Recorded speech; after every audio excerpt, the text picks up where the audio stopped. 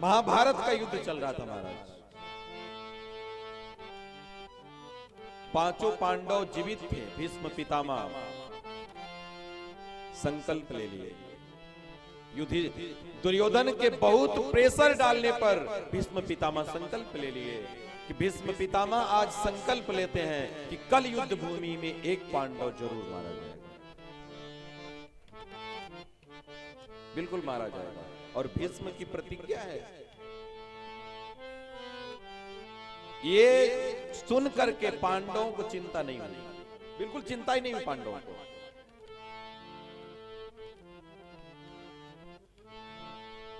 युद्ध करके आए पांडव और चद्दर तान करके सो रहे हैं।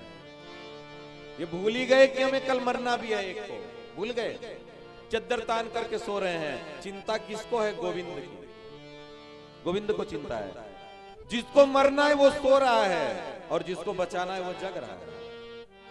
जग रहा है, चिंतन कर रहा है कि इस संकट को पांडवों के सर से कैसे टाला जाए,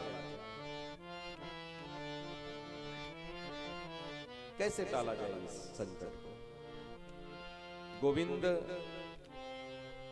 चिंतन कर रहे हैं बैठकर।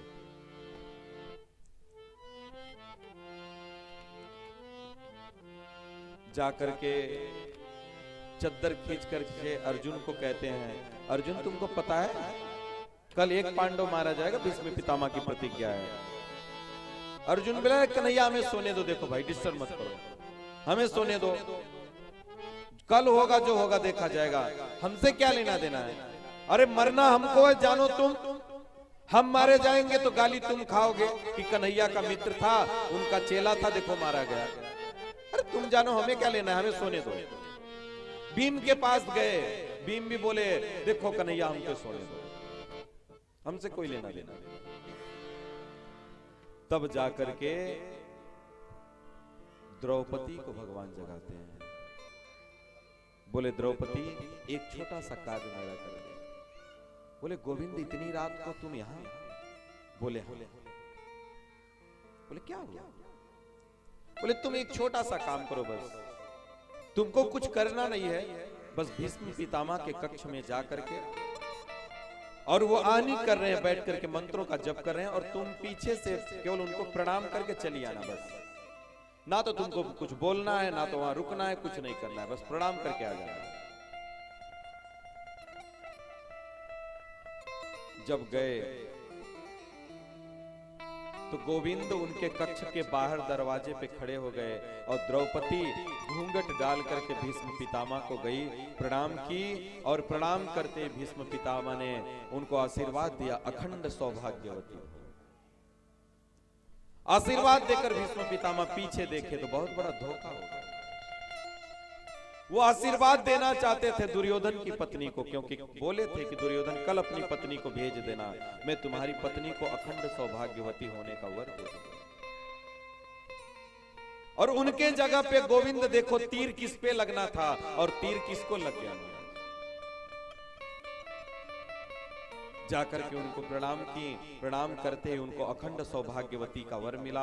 पीछे मुड़ करके देखे द्रौपदी, बोले द्रौपदी तुम्हारे पास इतनी बुद्धि हो ही नहीं सकती, बिल्कुल नहीं हो सकती, तुम्हारे पास इतनी बुद्धि हो नहीं सकती। बाहर आकर के कक्ष के बाहर आकर के देखे तो द्रौपदी की जूती को गोविंद अपने कांख में दबा करके खड़े हैं चुपचाप।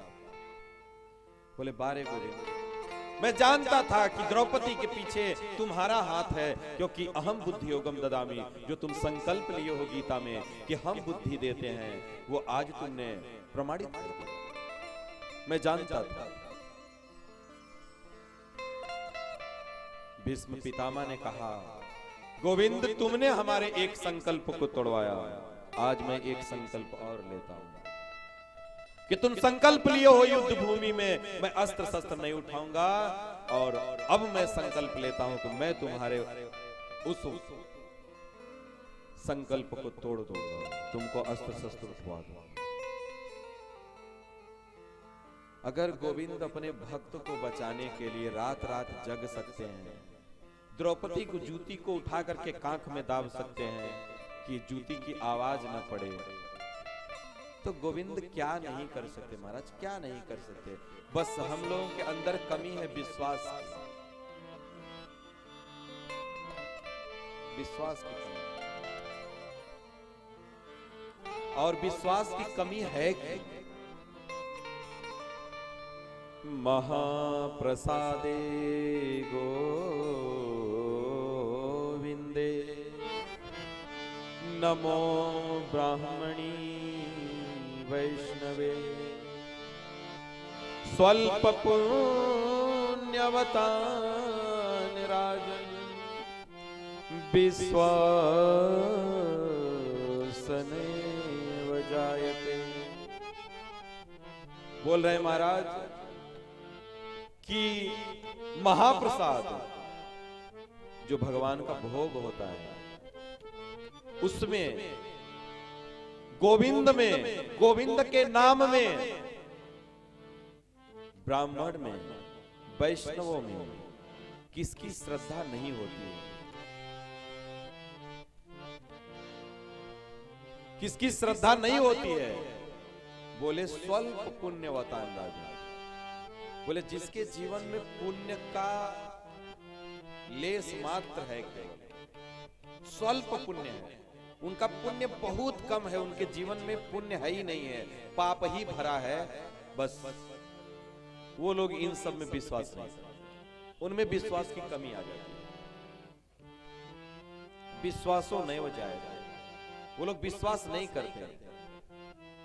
उनके विश्वास न करने का केवल एक ही कारण होता है, पाप। उनके जीवन में पाप बहुत जाता है, इसलिए भगवान की कथा, भगवान की लीला, भगवान के गुण में उनकी आस्था, उनकी निष्ठा नहीं होती, उनकी श्रद्धा नहीं होती। इसलिए केवल विश्वास की कमी है महाराज, केवल विश्वास की कमी है।